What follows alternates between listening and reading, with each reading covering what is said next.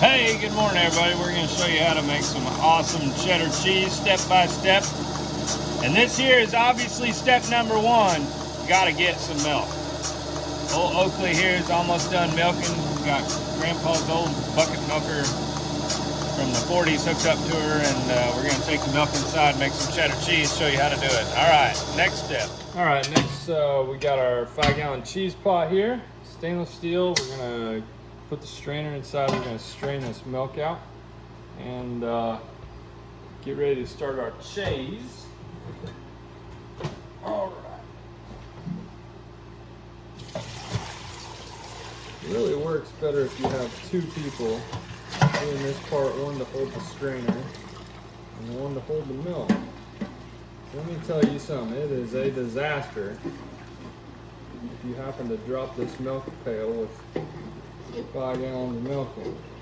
Let me resituate here. There we go.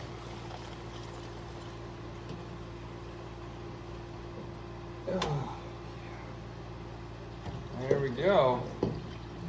Boy, she gave probably 4.5 gallons a day, I bet. Let the strainer chill out. And we're gonna let this cool down for a little bit. It's hotter than 88 degrees, but that's our first temperature we're gonna use to ripen the milk with a culture of bacteria. And probably take about 20 minutes to let it chill out a little bit, all right? All right, next we're gonna add a 1/4 teaspoon of our mesophilic culture. And get this on, hey buddy, getculturenow.com. We're gonna stir this in and just let it ripen. Leave it at our target temperature of 88 degrees. Just let it sit here for 20 minutes, and then we'll come back. All right, next what we're gonna do is add our anato. This is what is going to give the cheese its yellowing. All right, we're just gonna pour that in, put that off to the side, grab our stirring spoon, just gonna work it in. And that's all that does is make it yellow. We're gonna let this sit for about 10 minutes, then we're gonna come back in and add our rennet. And then we'll let it sit for 45 minutes maybe. Okay, up next we have a fun step here. I got my little Jamaican mortar and pestle, and I've just crushed up some rennet in there. This is a dry granular powder now.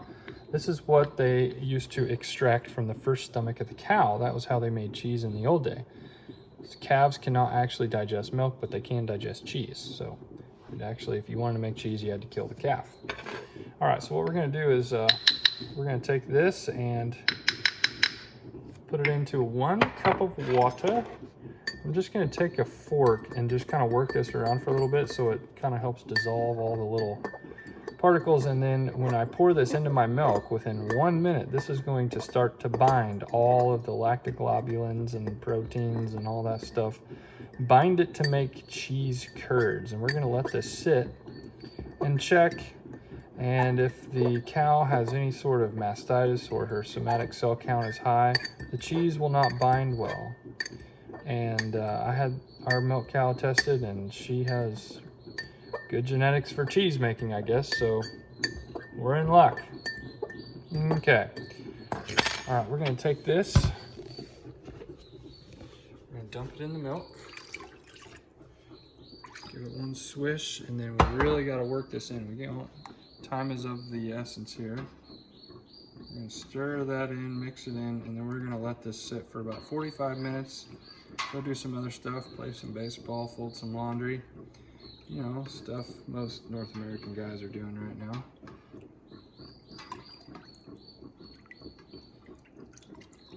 Okay. That looks good. We'll let that kind of calm down a little bit. Put the lid on it. And let it sit for 45 minutes. We'll come back and cut some curds. All right, me and little man here are going to quote unquote cut the cheese. All right, so we've let it sit and it started to set up here. All right, so we're gonna take our curd knife, this big old curd knife, and we're just gonna draw a straight line right down the middle, and we're gonna cut it 1-inch lines. All right, Now these are what are going to be cheese curds. We're going to do them vertically. We're going to do them horizontally, every which way.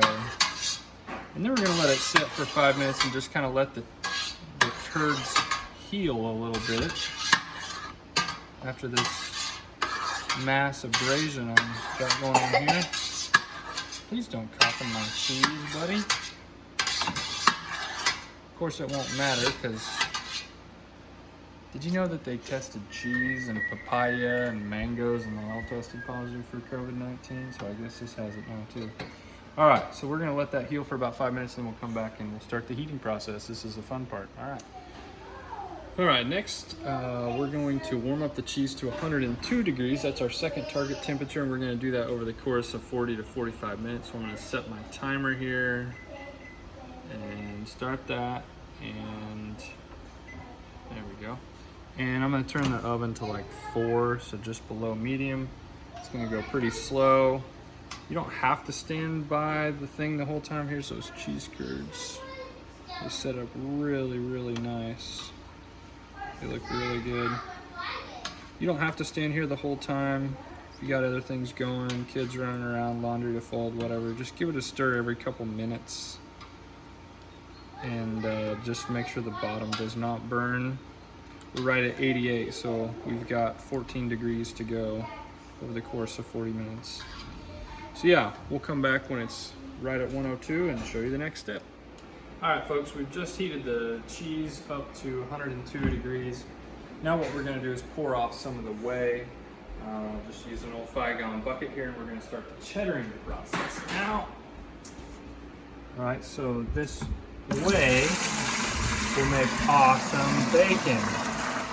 Now what we're gonna do is we're gonna allow these curds to kind of settle to the bottom, and that's what's gonna make the beginning of our cheddar. We're gonna try and hold those curds in there as best we can. Hold them off, hold them off, hold them off. All right, very good.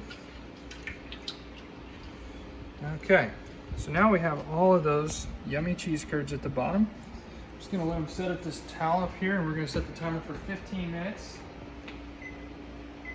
And we're gonna let those sit, and then after 15 minutes, what we're gonna do is we're gonna come in here, we're gonna take a knife, slice it in half, and we're gonna flip each slab of cheese over, and then we'll do 10 minutes on each side, and then 10 more minutes, and then our cheddaring process will be finished. So we'll come back and show you after these are sitting.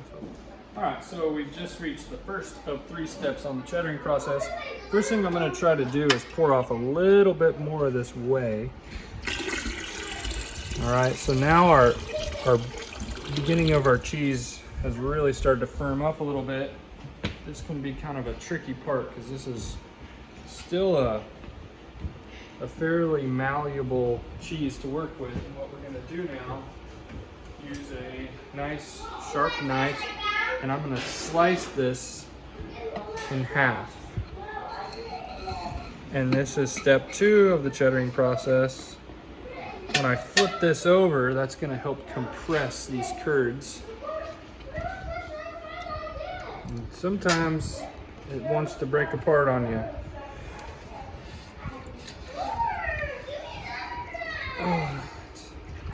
All right, just like that. All right, we'll do the same to the other one. We're gonna let this sit for 10 minutes, okay? All right. All right, so now we're gonna do step 3 of the cheddaring process. We're gonna pour off even a little bit more whey, not much. And now our slabs have really started to firm up. They're a little easier to flip over. I may go ahead and do an extra cheddar. And all you do is just keep adding little 10-minute flips in here. And what this does here is, you can see now our cheese curds have really bound together. Just in 10 minutes, they really started to hold and firm up. See that? Now it's not wanting to crumble or... All right, there we go. Okay, I may do one more. We'll see how it is after this third cheddaring, whatever you call it. And then we'll start our salting process, all right? Thanks. For our cheddaring process, now what we're gonna do is we're gonna cut curds All right, so we have both bricks of cheddar here, and we're just gonna make some, I don't know, we'll call it 3/4 of an inch little lines here. All right. You just keep inoculating my cheese with all kinds of respiratory awesomeness, don't you, buddy? Right? All right, so now we have these nice little loaves. You can see where the curds there have compressed. And so what we're gonna do is going to the salting stage. So now what I'm gonna do to the rest of this is I'm gonna cut them into little cubelets. All right, about that size. Now this is also the stage where you can just let these be squeaky cheese curds and make some awesome horse fritters. So you can take like a tortilla, season these up with some chipotle or ranch seasoning or whatever that's just loaded with monosodium glutamate and all kinds of other horrible things for your body. But wrap them up in a tortilla, put a toothpick in them, fry them in some olive oil. They're a really good snack. Our kids love them. Oh yeah, we'll eat them all day. That's right. So we'll put all these cheese curds back in here and then we'll salt it here in just a second, okay? Yeah! All right, so we're going to salt the cheese now. I've got some flake cheese salt from getculture.com. I'm gonna add a little bit extra. This is a little bit bigger batch. What we normally got, we're gonna get down. We're gonna hand mix this. We're just gonna get this all mixed in. And what do you guys want? You want a little chipotle in this batch? No. Oh, some jalapeno? You want some jalapeno? I want some in my bowl. Okay.